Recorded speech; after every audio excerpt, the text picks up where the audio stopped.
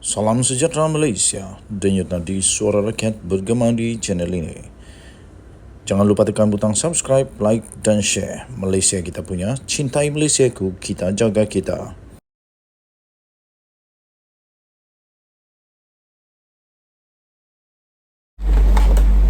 Salam sejahtera Malaysia, denyut nadi suara rakyat bergema di channel ini. Tiba-tiba sahaja Timbalan Ketua Polis Negara membuat satu pengumuman yang memang mengejutkan seluruh Malaysia. Ayub Khan telah mengesahkan perkara ini. Beliau adalah Timbalan Ketua Polis Negara sekarang ini. Beliau mengesahkan bahawa 14 pegawai, 14, bukan 2, bukan 3, bukan 4, bukan 10, tetapi 14 pegawai dan anggota polis bersama 2 TPR telah ditahan. Timbalan Pendakwa Raya. Berita ini daripada hmetro.com.my. Timbalan Ketua Polis Negara Datuk Seri Ayub Khan Maidin Piche telah mengesahkan bahawa seorang pegawai kanan dan 13 anggota polis telah ditahan dalam satu serbuan Jabatan Integriti dan Pematuhan Standard atau JIPS Bukit Aman di sebuah pusat hiburan sekitar Seremban Negeri Sembilan pagi semalam. Ini membuktikan bahawa polis Diraja Malaysia memang menjalankan tugas dengan amat bagus. Tak kira siapa, tak kira kedudukan, salah tetap salah. Timbalan Ketua Polis Negara tak mengambil apa-apa pun, pilih kasih kah, salah guna kuasa kah, ataupun apa pun yang tak betul. Tapi siapapun, sama ada pegawai kanan kah, Timbalan Pendakwa Raya, malahan Timbalan Pendakwa Raya turut juga ditangkap, ditahan sekiranya terlibat dalam kesalahan. Ini buktinya Polis Negara Malaysia memang menjalankan tugas terbaik. Menurutnya, turut ditahan dalam serbuan itu adalah 2 orang lagi Timbalan Pendakwa Raya TPR.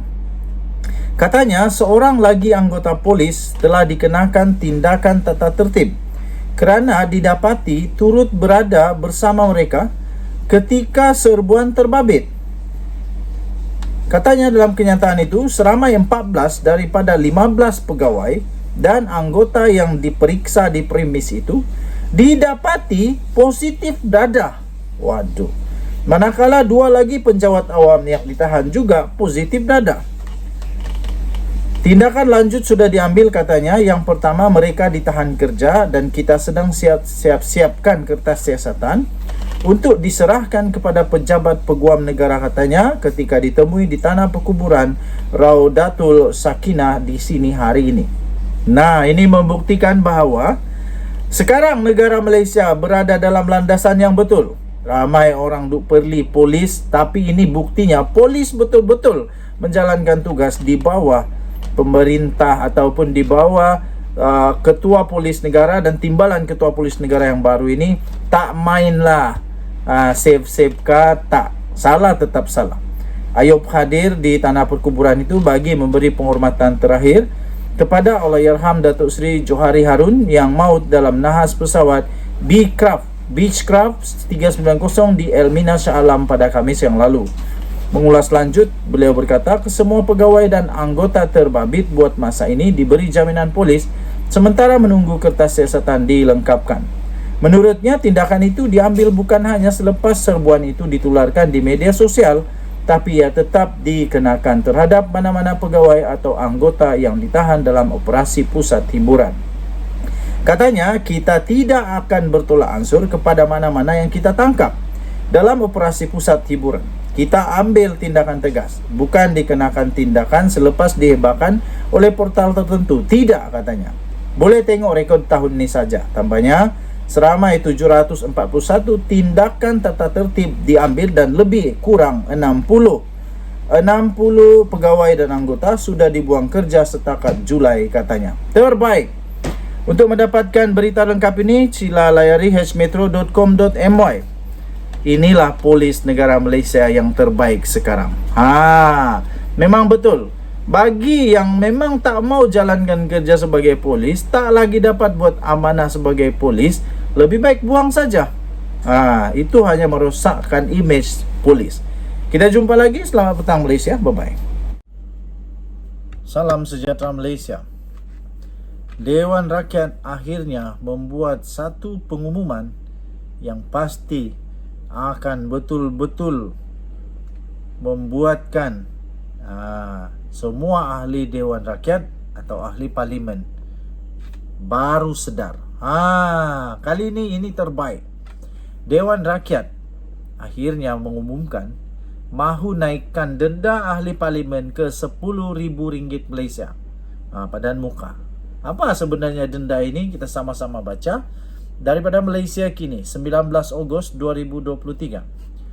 Johari Abdul berkata, pihaknya sedang berusaha agar denda maksimum yang boleh dikenakan ke atas ahli Dewan Rakyat yang melakukan kesalahan dinaikkan daripada RM1,000 Malaysia kepada RM10,000 Malaysia.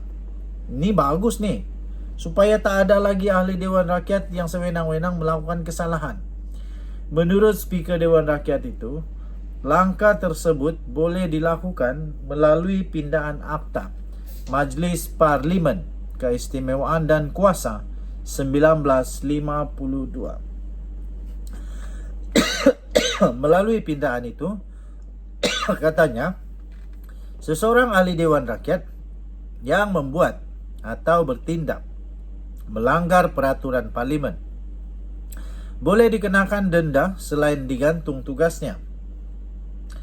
Kami bertindak supaya akta ini dilaksanakan dan memastikan setiap ahli parlimen menyumbang kepada kemajuan negara, kata beliau dalam satu ucapan perasmian Majlis Syarahan Parlimen Siri 3.0 membina semula negara melalui pembaharuan di Kuala Lumpur malam tadi.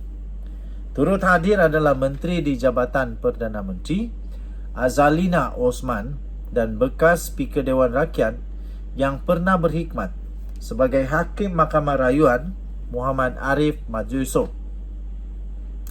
Johari berkata dia turut berharap agar akta perkhidmatan parlimen akan dikembalikan semasa dia memegang jawatan sebagai speaker. Akta itu pada dimansuhkan pada 1992.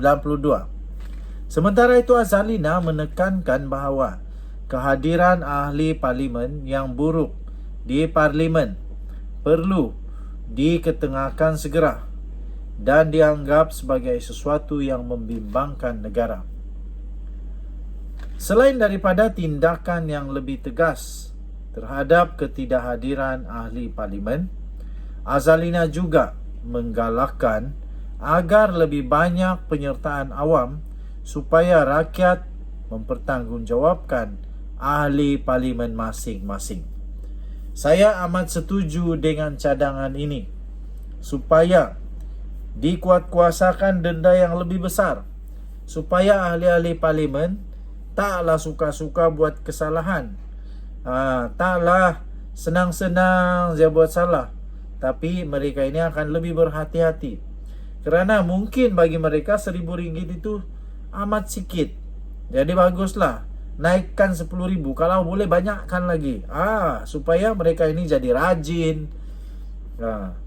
Mereka dipilih jadi ahli parlimen, lepas itu tak rajin pergi parlimen. Nak buat apa macam tu? Rakyat mahu suara daripada rakyat sampai di parlimen.